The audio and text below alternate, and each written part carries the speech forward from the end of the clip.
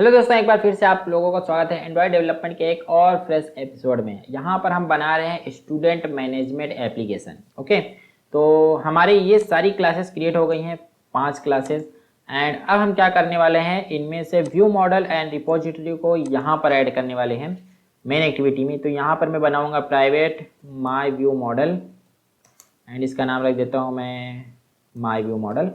And यहाँ पर एक बनेगा प्राइवेट रिपोजिटरी नहीं, माई रिपोजिटरी एंड इसका नाम रख देता हूँ मैं रिपोजिटरी। ओके, एंड इसके बाद इसको हम क्या करेंगे, यहाँ पर इनिशियलाइज करेंगे। तो my view model equal to, ये व्यू मॉडल हमको कहाँ से प्रोवाइड होगा, ये व्यू मॉडल हमको प्रोवाइड होगा व्यू मॉडल प्रोवाइडर से। तो व्यू मॉडल प्रोवाइडर एंड यहाँ पर हमको इस तरीके से लिखना है new view model provider. And यहाँ पर हम क्या करेंगे, ये देखिए हमसे क्या क्या मांग रहा है ये हमसे, हाँ, view model provider store owner and factory, हमको 2 चीज़ चाहिए। तो यहाँ पे ओनर क्या है, हमारा मेन एक्टिविटी है, यहाँ पे मैं दिस लिखूँगा। एंड फैक्ट्री हम कैसे देंगे, फैक्ट्री हम देंगे view model provider dot Android view model factory. Okay, तो यहाँ से मैं इसको आता हूँ एंड उसके बाद डॉट गेट इंस्टेंस। एंड यहाँ पे हमको क्या देना है, एप्लीकेशन देना है। तो जैसे हमारे पास गेट एप्लीकेशन कॉन्टेक्स्ट होता है, उसी तरीके से हमारे पास होता है गेट एप्लीकेशन। ओके, एंड यहाँ पे अभी मैं आऊँगा, डॉट लगाऊंगा, डॉट गेट। एंड यहाँ पे मुझे क्या चाहिए, माई view model dot class. Okay, इस तरीके से हम क्या करते हैं, हमारे व्यू मॉडल को प्राप्त करते हैं। यहाँ से मैं थोड़ा नेक्स्ट लाइन कर देता हूँ, ये देखिए। तो हमारा व्यू मॉडल प्राप्त करने का तरीका ये है। तो आई नो कि थोड़ा सा ये सारी चीज़ें अटपटी लग रही होंगी आपको, लेकिन प्रैक्टिस करो यार, आ जाएगा। ओके, क्योंकि प्रैक्टिस से बेहतरीन अस्त्र कोई नहीं है।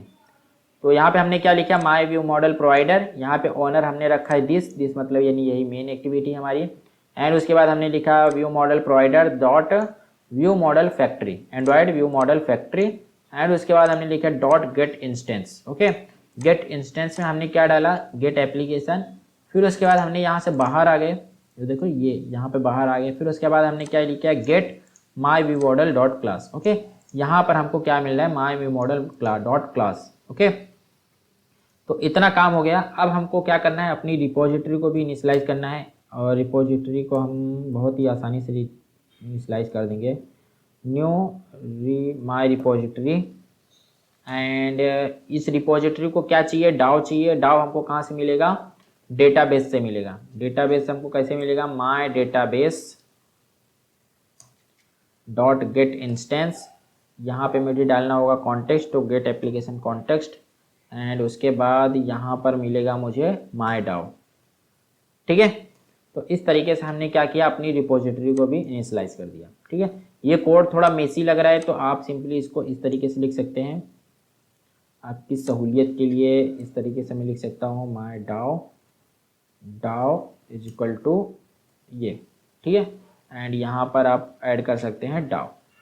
ठीक है, तो ये काम हमारा हो गया।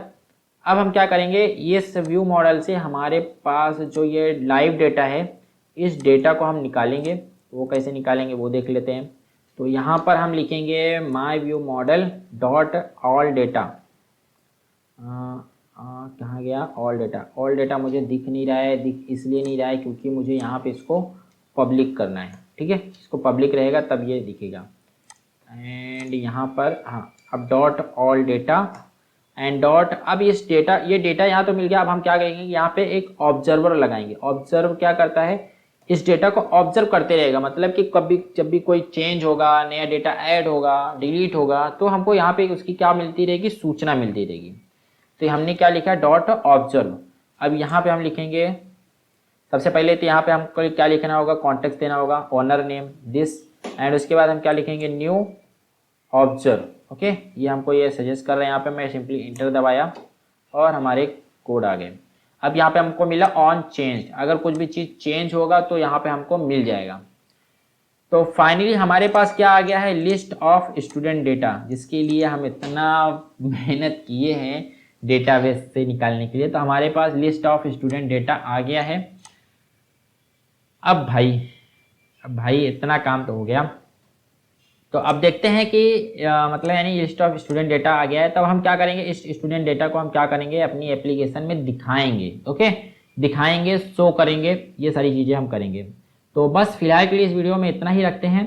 अगली वीडियो में हम देखेंगे कुछ हमारी एक्टिविटी में कुछ यहाँ पे डिज़ाइनिंग में कुछ चेंजेस करेंगे ताकि हम अपनी एक्टिविटी में डेटा को शो कर पाएँ और नए डेटा को ऐड कर पाएँ। ठीक है, तो चलिए फिर मिलते हैं दोस्तों अगली वीडियो में।